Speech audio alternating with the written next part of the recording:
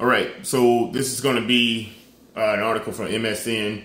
It was saying that President-elect Joe Biden is going to offer a pathway of citizenship for 11 million illegal aliens.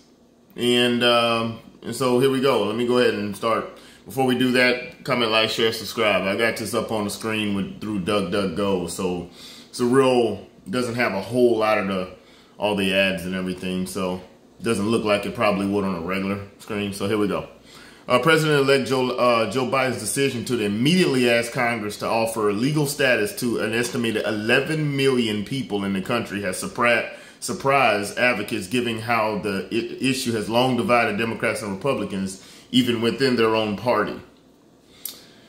Biden will announce legislation his first day in office to provide a pathway to citizenship for millions of immigrants in the United States illegally. So illegal immigrants. According to 4 people briefed on the plans, the president-elect campaigned on the pathway to citizenship for roughly 11 million people in the U.S. illegally, but it was unclear how quickly he would move while wrestling with the coronavirus epidemic or pandemic, the economy, and other priorities. For advocates, memories were fresh on the presidential candidate Barack Obama pledging an immigration bill in his first year in office in 2009, but not tackling the issue until his second term. Biden's plan is the polar opposite of Donald Trump, whose successful 2016 presidential campaign rested in the part on curbing or stopping illegal immigration. And let's be honest here, the reason that Trump lost again is because he did not, because he did not focus on illegal immigration. That's the reason that he lost. Ann Coulter, of all people, kept telling him over and over, focus on immigration, focus on immigration, focus on immigration. That's why he lost. If he would have just kept bringing that up, I've said this on this video plenty of times, on my channel, all he had to do was when during the debates, when they asked him a question that had nothing to do with immigration, I would answer yes or no to a complex question. I would say, okay, so anyway, on immigration, Joe Biden wants to make 11 million illegal alien citizens while we're not taking care of our American citizens. That's all he has to say. Put it right back on him. Hey, Joe, what do you think about the fact that you want to make 11 million illegal alien citizens that want to go all and get into the American job market and compete with Americans for jobs? What do you think about that, Joe? Tell me no. Tell me that's not something you want to do, Joe. Kamala. When Mike Pence. Kamala. Hey, I know what you're talking about here. Yeah, cool. Anyway, so what do you think about the fact that y'all want to make 11 million illegal alien citizens and compete with Americans for jobs when we're not taking care of American citizens? But you have to say. I would have just went right past all this other stuff. We're doing the best we can on the coronavirus epidemic or the coronavirus pandemic. So anyway, so that you want to make 11 million illegal alien citizens, how do you think that helps the American worker? Back to you, Kamala. I'll give you my time. I'll give you my time. Tell me how mass immigration help from other country helps the American citizen. Tell me how it does it. So back to the article. This really does represent a historic shift from Trump's anti-immigrant agenda that recognizes that all of the undocumented immigrants that are currently in the United States should be placed on a pathway to citizenship, says Marilena Hincapie, whatever her name is, executive director of National Immigration Law Center, who has briefed on the bill, an open borders advocate. An open borders advocate, of course she is. If successful, the legislation will be the biggest move towards granting status to people in the country illegally since President Ronald Reagan bestowed amnesty on nearly 3 million people in 1986. Legislative efforts to overhaul immigration policy failed in 2007 and 2013. And here's the thing. It just stresses the American system. I find it funny the people that talk about we need to come back, we need to hold back on and shut everything down because we don't want to overwhelm the medical system. That's what they said.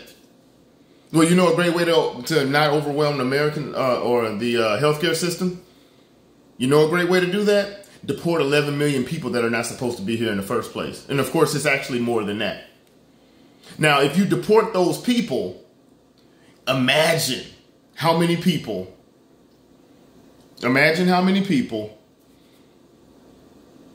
that can be off of the American healthcare system. Imagine. But we're not worried about that, right? Because that's not what this was ever about. This was never about that.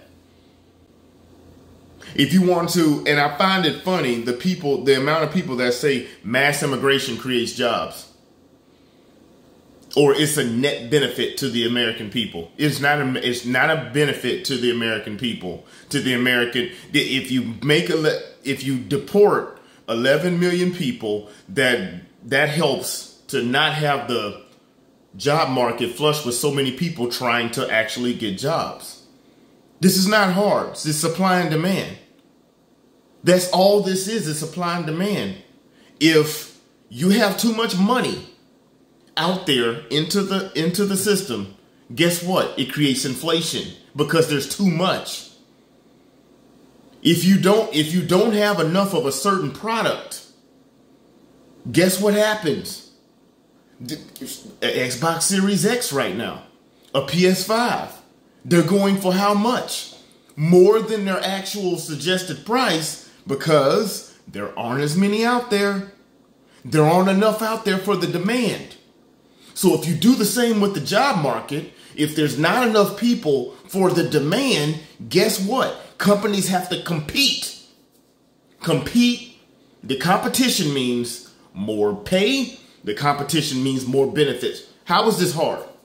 And I sit up there and I laugh at the people that this is the party of listen to the science, that look at the science of the fact that that scarcity, that labor should be scarce, and that something that's scarce in every other, for these people, in every other way, this works except immigration. In immigration, then suddenly scarcity is not a good thing. It's absolutely amazing. I'm gonna go ahead and link this in the description. You get the thoughts on it, and of course, there's a bunch of they're quoting a bunch of open borders people. I'm gonna go ahead and let y'all do this. The thing is that once again we're moving into weak men create hard times. Good time. I think it was good times create weak men. Weak men create hard times.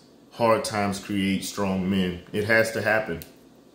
And we have a bunch of weak men and women that are creating hard times. And it was the good times that made them weak. They think that this right here is something that is good. We've got to stop this. But we're going to have to see some hard times before it's all said and done with, apparently, because reality just does not hit these people. You know, it's kind of like the people that in the gender situation, how they're going to have to see women getting beat down in sports by genetic men. You know, they're going to have to see that first before their inclusive little charade little bubble gets popped. Anyway, comment, like, share, subscribe, and we'll see you in the next one. All right.